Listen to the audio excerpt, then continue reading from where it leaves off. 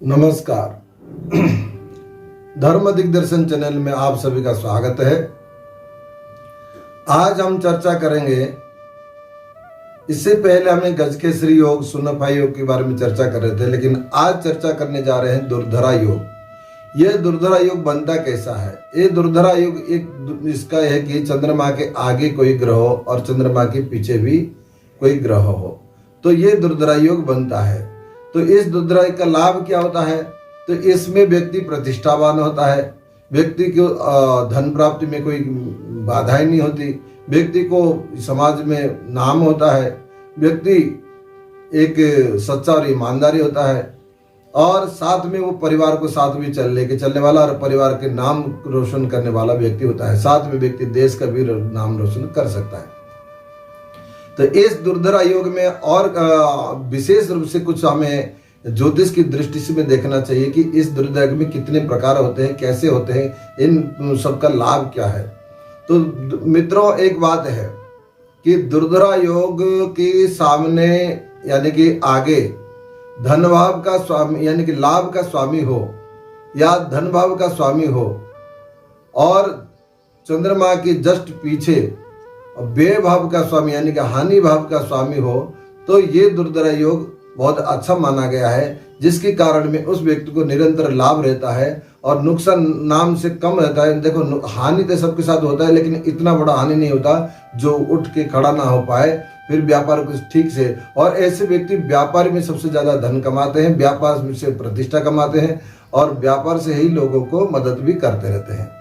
अब आगे चलते हैं। दूसरा एक दुर्धरा योग है। उस दुर्धरा योग में क्या होता है, जैसे कि चंद्रमा के आगे बृहस्पति उच्च का बैठा हो और चंद्रमा के पीछे शुक्र उच्च का बैठा हो, तो ऐसे स्थिति में ये दुर्धरा के सबसे अच्छा माना गया है।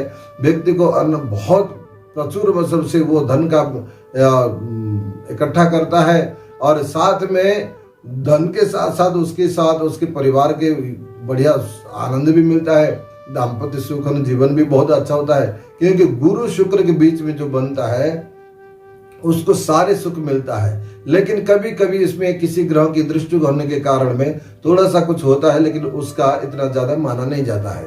तो गुरु शुक्र के बीच में अगर जो उच्च की स्थिति में जो दुर्धरा योग बनता है, उस व्यक्ति को प्रतिष्ठा और साथ साथ धन की कोई कमी नहीं होना, और ऐसे व्यक्ति अच्छे ज्योतिषी भी बन सकते हैं, अच्छे भविष्य वक्ता भी बन सकते हैं, कोई सिद्धि भी प्राप्त हो सकती है। तो ये दुर्धरा योग बहुत अच्छा माना गया है।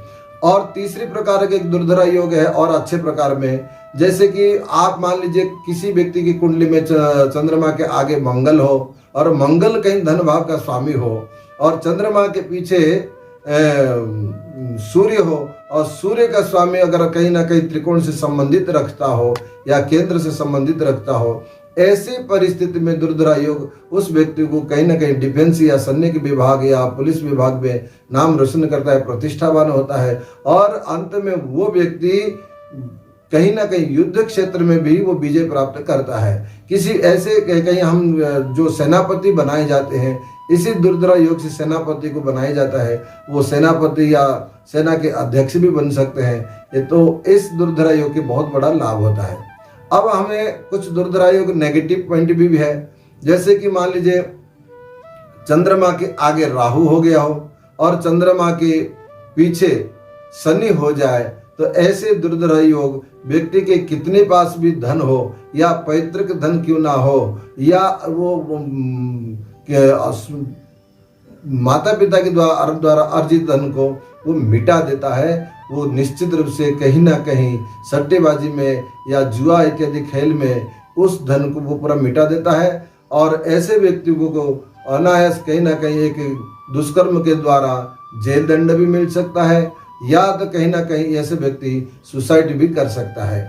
तो ये दुर्धरा योग आपको मैं बता दूं कि बहुत खराब होता है। और एक दुर्धरा योग है कि छठे भाव का स्वामी अगर चंद्रमा के आगे हो और अष्टम भाव का स्वामी चंद्रमा के पीछे हो, तो ऐसे दुर्धरा योग भी बहुत घातक है, बहुत हानिकारक है। ऐसे व्यक्ति को अकाल मृत्यु होता है या आए दिन उसके एक्सीडेंट बना रहता है, या धन इकट्ठा जितना करता है उतना फिर चला जाता है, या किसी कारण में उसके घर में कोई ना कोई एक परेशानी की वजह से वो पीड़ित रहता है, भागता रहता है, मेहनत करता है, धन इकट्ठा करता है, वो उसमें कोई काम का नहीं रहता है। तो ऐसे दुर्धरा योग ये छठा और अष्टम का बीच के में जो बनता है, ये दुर्धरा के बहुत खराब है। तो इन सब दुर्धरा का अगर किसी व्यक्ति का पंचमेश यानी कि पंचम भाव का स्वामी आगे हो और नवम भाव का स्वामी पीछे हो, तो ऐसे व्यक्ति को इतना है कि विद्या अर्जन के माध्यम से या किसी भी प्रकार की शास्त्र का ज्ञान होने के माध्यम से या शास्त्र का या धर्म शास्त्र का ज्ञान होने के माध्यम से वो संसार में प्रतिष्ठित होता है। उसके पास धन दौलत की कमी होता ही नहीं है। बड़े बड़े महात्मा को आपने देखे होंगे कि बढ़िया प्रवक्ता है, बहुत बड़े बड़े सिद्धि पुरुष है, तो उन लोग की कुंडली में ये चंद्रमा के आगे पंचमेश और नवमेश का युक्ति की वजह से शास्त्र ज्ञाता होता है। अच्छे ज्योतिषी भी बन सकते हैं, अच्छे व्याकरणाचार्य भी बन सकते हैं, अच्छे किसी भी एक शास्त्र के या किसी भी एक विषय की स्पेशलिस्ट भी बन सकते हैं। और हम एक काम करते हैं कि अगर चंद्रमा के आगे अगर मान लीजिए किसी की कुंडली में षष्ठेश हो और चंद्रमा के पीछे एकादश भाव का स्वामी हो, तो ऐसे व्यक्ति डॉक्टर भी बन सकते हैं, ऐसे व्यक्ति डॉक्टर के माध्यम से नाम कमा सकते हैं। तो इस प्रकार की जो चंद्रमा की स्थिति के अनुसार जो दुर्धरा योग बनता है, उसका फल अनेक अनेक प्रकार कहा गया है। तो इस दुर्धरा योग का हम जो उसका जो बैड इफेक्ट है, जो खराब प्रभाव है, तो उसको हम कैसे दूर करें, उसको कैसे सही करें, इसके लिए एक बहुत बढ़िया कि आप किसी ज्योतिषी के दिखाइए या किसी विद्वान को कुंडली दिखा के इसका आप निराकरण कर सकते हैं। निराकरण करने के लिए अगर आप मान लीजिए किसी की कुंडली में राहु और शनि से संबंध हो रहा हो, तो इस दो ग्रहों की शांति करना चाहिए उस कुंडली के अनुसार। और चंद्रमा अगर स्थिति इस कुंडली में सही है तो उसका रत्न धारण करें। और चंद्रमा की महादशा अगर आ रहा हो, चंद्रमा की महादशा चल रहा हो और चंद्रमा की दशा में अगर आपको परेशानी आ रही हो, तो कहीं ना कहीं इस योग अगर है तो उन दोनों ग्रहों को पूजन दान इत्यादि करके कर सकते हैं। अनेक अनेक उपाय दी गई है, लेकिन आपकी कुंडली में कहीं है तो नहीं इस योग। अगर आप इसकी कुंडली में अगर आज अच्छा आप हो रहा है तो आपके लिए तो बहुत अच्छा है। अगर इस योग की वजह से आप उसका खराब प्रभाव आप भोग रहे हैं, तो अवश्य आप संपर्क करें। हमारे नीचे दी गई नंबर है, उस नंबर में आप संपर्क कर सकते हैं, या अन्य किसी भी अच्छे ज्योतिष विद्वान से संपर्क करके आप इस दुर्धरा योग से, जो खराब दुर्धरा योग है, उससे आप छुटकारा पा सकते हैं। अब हम अगले एपिसोड में और नया किसी योग के बारे में चर्चा करेंगे। आप हमारे चैनल को देखते रहिए और सब्सक्राइब करें और जरूर लाइक करें और सबको प्रेषित करें। देखिए ये 10 मिनट का मिनिमम वीडियो है, आप आराम से समय निकाल के देख सकते हैं कि आपकी कुंडली में ऐसा योग तो नहीं है। अगर ऐसा है तो आप नीचे दिए गए नंबर पर व्हाट्सएप करके आप अपना जानकारी कर सकते हैं। और आगे एपिसोड के लिए फिर मुलाकात होंगे, तब तक के लिए नमस्कार।